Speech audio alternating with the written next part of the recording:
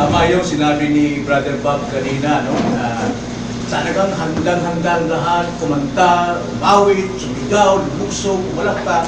Dahil mayroon pong motivation na kung tayo ay aawit ng malakas, lumundag tayo ng mataas, may pagpapala tayong tatanggapin.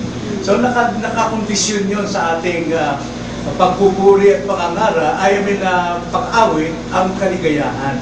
Pero lalaman natin kanina na hindi yun. Taglailan natin ang kaligayahan. At dapat lamang na tayo ay maging maligaya. May karapatan tayong maligaya. At yan nais kong ibahagi ngayong hapon na dapat tayong maligaya. May mga dahilan kung bakit tayo magiging maligaya sa simula sa taong ito hanggang sa darating at magtatapos ang taong. Buksan natin ang ating mga Biblia sa Matthew chapter 13, verse 17. Matthew 13, verse 17. Ating basahin ito ng kapatid. At sana taglayin natin ang biyayang ito na kaloob sa atin ng Diyos. Andiyan na kayo? Basahin natin. Verse 17. Ang sabi ng Panginoon sa kanyang mga alagad, katotohanan ang sinasabi ko sa inyo, maraming propeta at mga taong matuwid ang naghangad na makita ang inyong nakikita. Ngunit hindi nila nakita.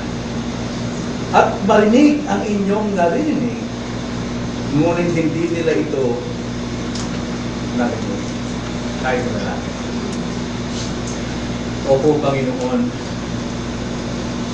lihim sa aming kaalaman bilang inyong mga tinubos, inyong mga anak.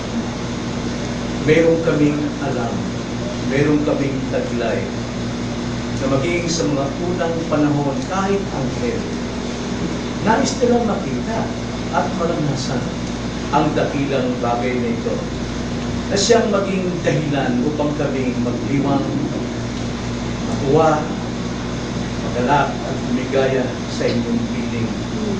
Nawa, Panginoon, bigay niyo sa amin ang katotohanan ito upang sa ganon, haharapin namin ang aming pong buhay, ang aming bukas, na mayroon kaming katibayan ng aming pong kaligayahan. Samahan mo kami at tulungan mo kami sa aming pagsama. Aming dalangin sa pangalan ng Panginoon Jesus.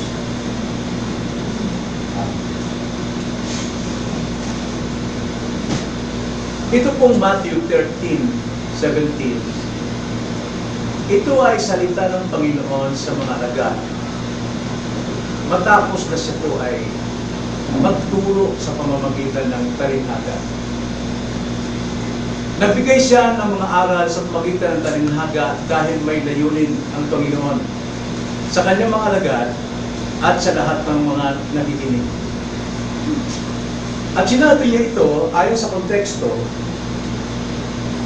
na marami pong mga tao ang nakikinig ng salita ng Diyos na hindi nila inuunawa at hindi nila pinahalagaan ang aral na nais ipakita ng Panginoon.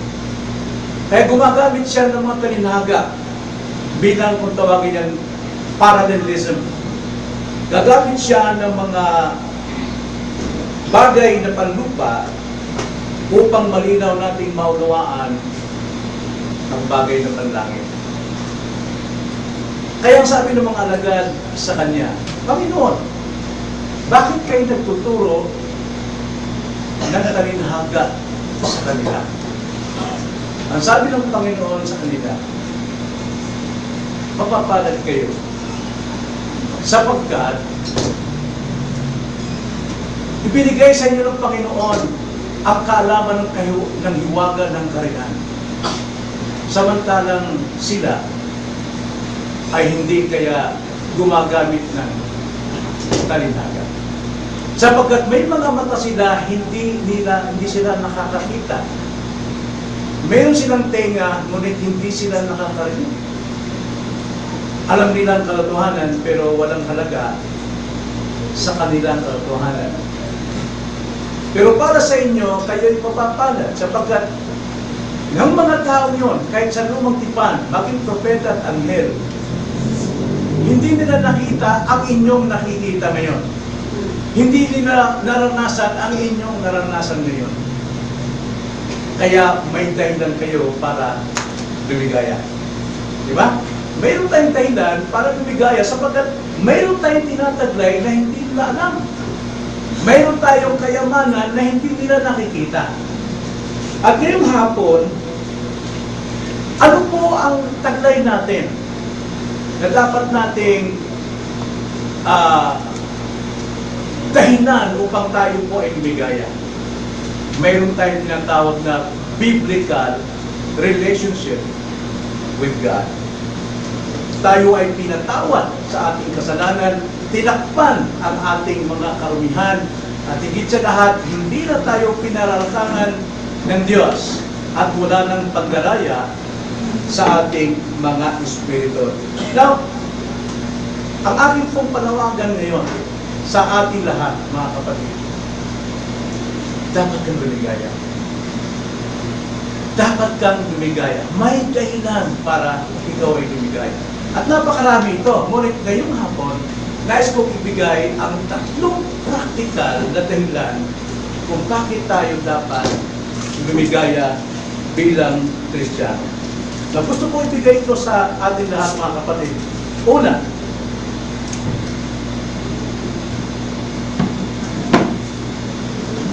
unang dahilan kung bakit kailangan tayo lumigaya dahil sa ating tinataglay, kung matuhanan as a Christian, Diyos ay ating Ama. Yan po yung unang dahilan ng Diyos ay ating Ama.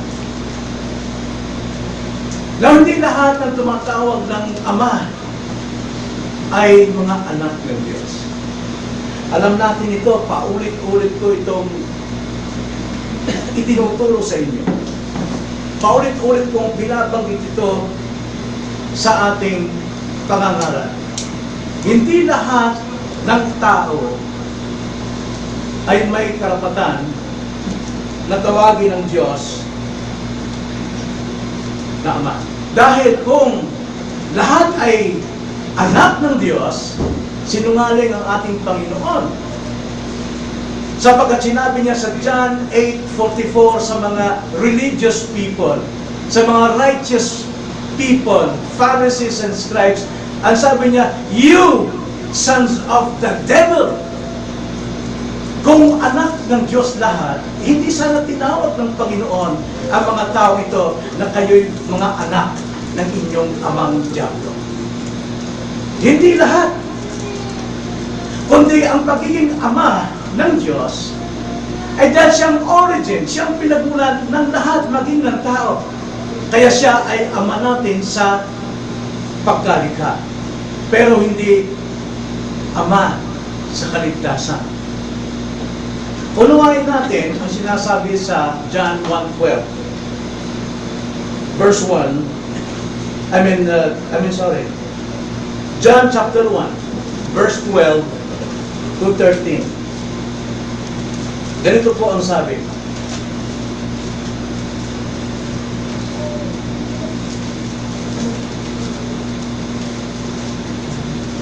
But to all who did receive Him, who believed in His name, He gave the right to become children of God. Ganito pong sabi ng Panginoon. All who did receive Him, who believed in His name, He gave the right to become children of God. Verse 13, who were born not of blood, nor of the will of the flesh, nor the will of man, but of God.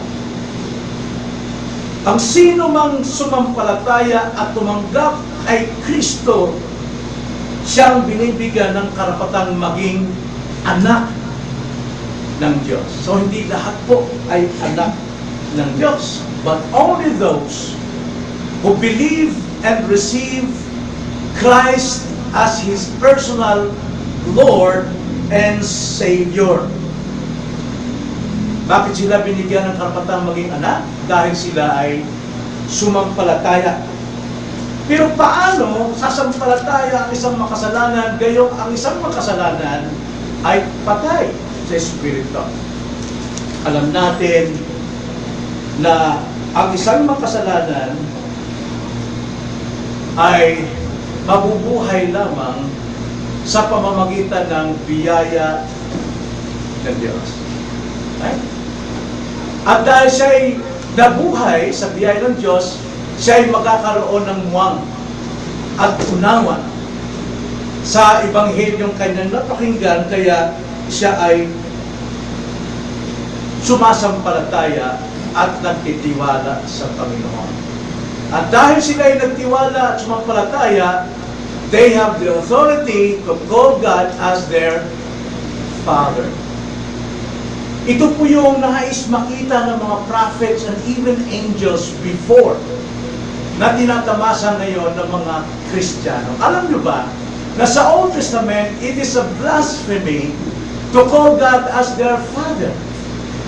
Isang karapastangan ng malaki at karapat dapat patayin dyan mismo na siya'y batuhin ng bato para mamatay kapag tinawag niya ang Diyos na Father. And even Christ, siya ay pinaratangan na isang blasphemer. Mababasa natin yan sa John chapter 10 verse 32 to 33. Ganito ang sabi. Sinagot sila ni Jesus, maraming mabubuting gawa mula sa Ama ang ipinakita ko sa inyo. Tinawag niyang Ama ang Diyos. Alin sa mga gawang iyon ang dahilan at babatuhin ninyo ako? Ang sabi sa 33, sumagot sa kanya ang mga Hudyo, hindi dahil sa mabubuting gawa ka namin babatuhin, kundi dahil sa paglapastangan, sapagkat ikaw na isang tao ay nag-aangkin na Diyos. Nang sino mang tumatawag sa Diyos na Ama, ibig sabihin siya din ay Diyos, nagiging Diyos. Kaya ito'y kalapastanganan para sa kanila.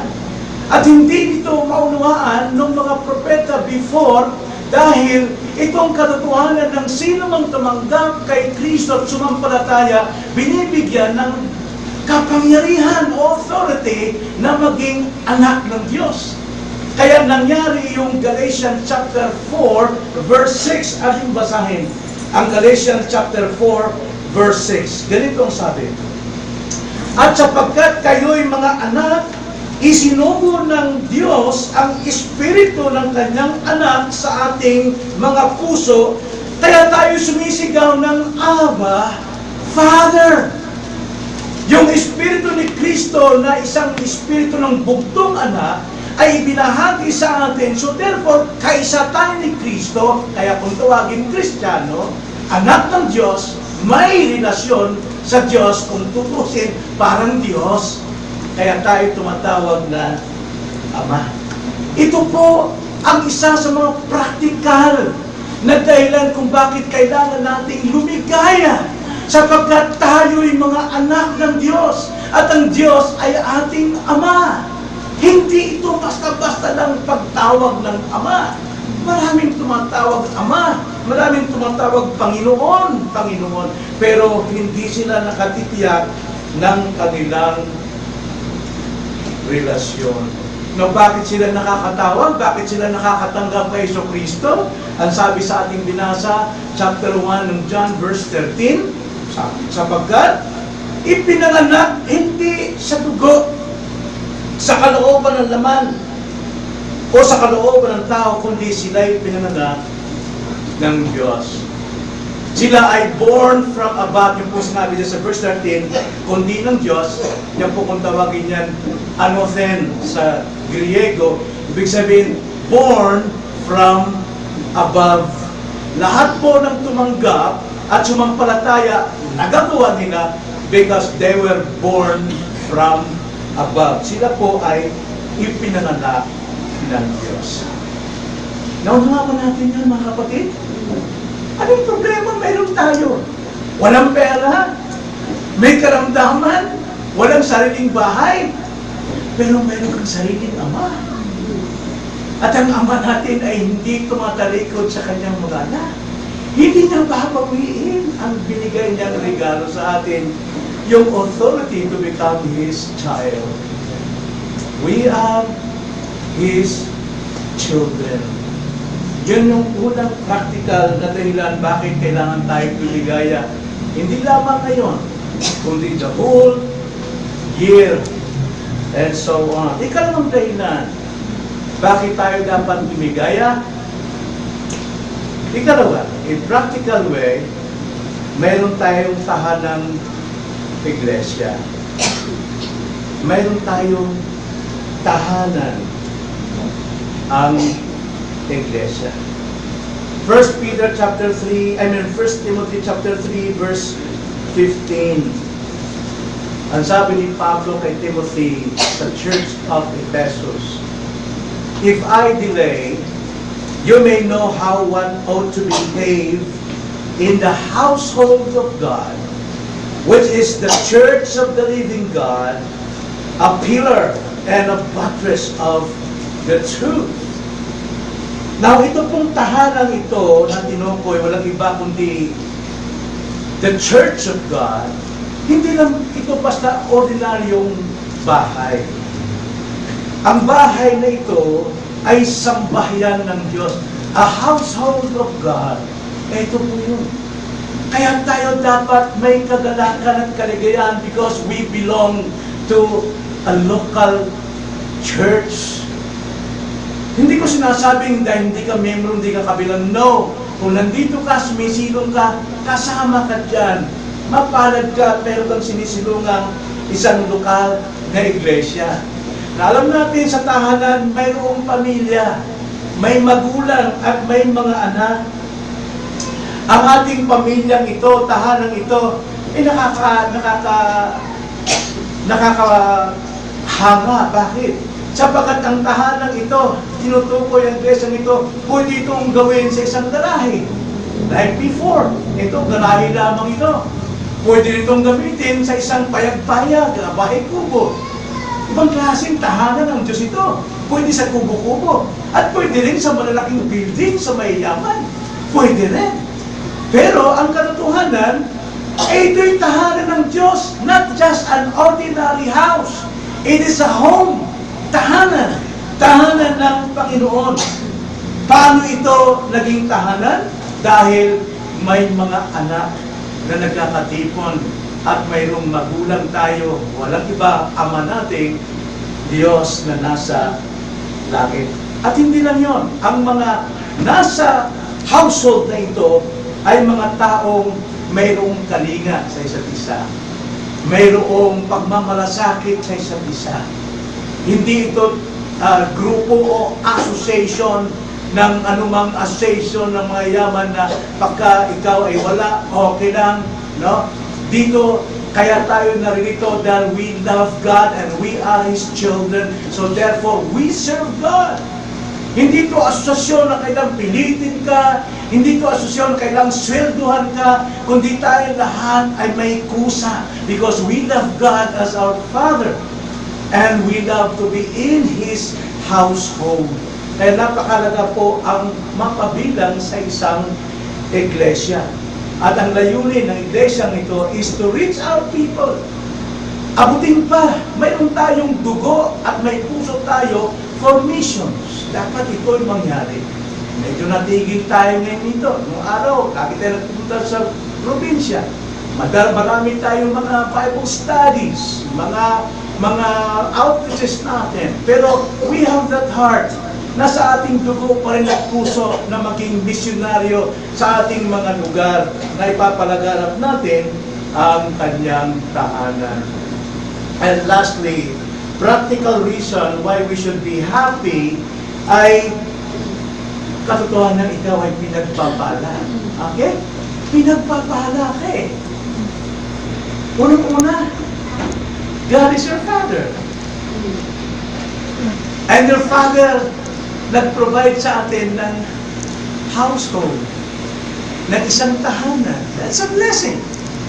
Pero pangatlo, ikaw ay pinagpapala pa rin sa ibang-ibang paraan. Salamat sa Panginoon. Now, gusto ko mag-mention ng 3 blessings na ating tinatamasa na tayo katunayang pinagpapala, mga kapatid. Una, mayroon tayong salita ng Diyos bilang ating gabay sa buhay. Ngayon pa lamang sa lupang ito, hindi tayo bulag sa kinabukasan. Hindi tayo napunta sa isang daan na dead end. Ang ating daan ay naroon ang liwanag sa dulong yon. At kailangan huwag tayong lumihis sa liwanag na konting ating nakikita hanggang maabot natin ang pinaka-source ng liwanag. Kailangan, ito po ay isang bagay na kung saan ang guide natin ay ang salita ng Diyos lamang. Ito ang ating mapangahawakan. Hindi tayo ililigaw dito. Tuturuan tayo mag-behave, tuturuan tayo maging righteous, tuturuan tayo maging perfect, tuturuan tayong maging holy ng salita ng Panginoon. Pasalamat tayo. Kaya mayroon tayong dahilan para lumigaya. At hindi lamang blessings na ating tinanggap ay salita ng Diyos, kundi ang ikalawa, tayo po ay may pagkakataong makapaglingkod sa Diyos. Napaglilingkuran natin ng Diyos sa buhay na ito. It's a blessing, mga kapatid.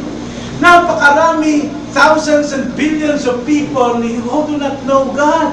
Hindi sila makapag-serve. But ikaw, konting alam lang natin ay magagawa mo nang maglingkod sa Panginoon. Alam niyo, marami po ang naligtas sa altar call, sa mga concert, ano pa mang mga ginagawang evangelism.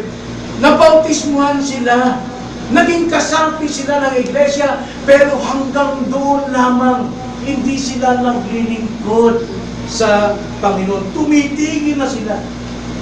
Pero alam natin, hindi lahat ay preacher, hindi lahat ay teacher, hindi lahat ay singer o ano pa man, deacons, but we all, mayroon tayong isang bagay lamang na pwede natin gawa. Sa anumang paraan, pwede tayong maglingkod sa Panginoon. Ito po yung kagalakan. Alam po, napakasarap po talaga na mayroong kagalakan ang paglingkod. Hindi ito pabigat. Alam po bakit? Hindi ito pwersahan. Ang paglilingkod natin sa Diyos, hindi tayo naghihintay ng sweldo. Hindi tayo naghihintay ng bayad. Kundi, we do it wholeheartedly. Talagang buong pagmamahal because He is our Father. Siya ang ating Ama. It's a privilege talaga na mapabilang sa isang tahanan ng Diyos na pwede kong gawin ang aking paglilingkod sa ibang paraan. When it comes to giving, be merciful. Kung ikaw gusto mong magbigay, then magbigay ng buong puso. Benevolently. Magbigay ka. Kaya natin maglingkod sa Panginoon. Mayroong dakilang kaligayahan sa paglilingkod sa Diyos. At lahat tayo may bahagi sa paglilingkod sa Diyos sa iba-ibang paraan. And thirdly, the blessings na ating tinanggap. Hindi lamang tayo mayroong sambahin ng Diyos, which is the local church. Hindi lamang na tayo mayroong biyayang makapaglingkod sa Kanya. But thirdly, mayroon tayong tahanang naghihintay sa atin. Mayroon tayong tahanan, mayroon tayong bahay. We have a home waited for us someday. Darating yun. Tingnan yung sabi ni Jesus Christ sa John 14 verse 1 to 3. Ang kanyang mga alagad ay mga nalulungkot dito dahil ibinalita niya na siya'y mamamatay at pagkatapos siya'y mabubuhay muli para umakyat sa langit. Kaya sabi ng Panginoon sa kanila, huwag mapaghabag ang inyong puso. Let not your hearts be troubled. Believe in God, believe also in me. In my Father's house are many rooms. If it were not so, kung hindi totoo, hindi ko sana ito sasabihin sa inyo. Sabi niya, Would I have told you that I go to prepare a place for you? And if I go and prepare a place for you, I will come again, and I will take you to myself, that where I am, you may be also. Alam nyo, ilan kapatid na natin, dati natin kasama rito. Now, ayaw ko namang balikta ng nakaraan, pero gusto ko lang banggitin kung sino yung mga pangalan nila. Si Day, si Estrella. Now you see, now you don't. Nandito siya, kasama natin. Si Rudy, kasama natin. Patumat, nakasama natin si Rudy, he was suffering from colon disease, colon cancer, I'm sorry. Pero, kahit na nakahiga siya dyan, may kwarto pa dyan eh. Inilabas siya yung diig niya para makinig ng word. Kahit na medyo nakalabas na yung mata, pero nandyan siya. Isang encouragement sa atin. Sino pa? Hindi natin ito si Annie, ang tatay ko, dati natin yung kasama. But right now, sila ngayon ay nasa Panginoon. Sila ay nasa Panginoon. Ngayon ikaw, ako, nakikita pa. Nakikita pa tayo ng buhaan. Yung isang araw, hindi mo na makikita. Hindi mo na makikita. Bakit? Mayroong uuwian. A home waiting for you. Naghihintay ito. Kaya sabi ng Jesus Christ, huwag kayo manungkot. Pinaghahanda ko kayo ng inyong pag-ibig. Gusto natin maging para, gusto natin maging masaya. Paano tayo maging masaya? Kung ka ngayon, hindi ito sinusuko ang buhay mo, sa totoong kaligayahan na pinagkakaroon ng Diyos sa'yo. Paano? Alam nyo, para sa akin, napakaligaya kong malaman na mayroong tahanan na naghihintay sa akin. Hindi po yung masakit eh. Sapagkat ang sabi ng Panginoon, ang sabi ni Paul sa 2 Corinthians 5:8, to be absent in the body is to be present in the Lord. Ay, meron tayong dahilan. Bakit kailangan tayong ibigay? Hindi presahan, hindi artificial.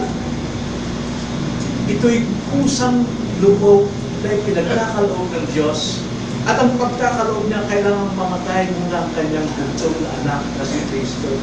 Nang sa ganon, hindi masasayang ang iyong paniniwala sa Kanya.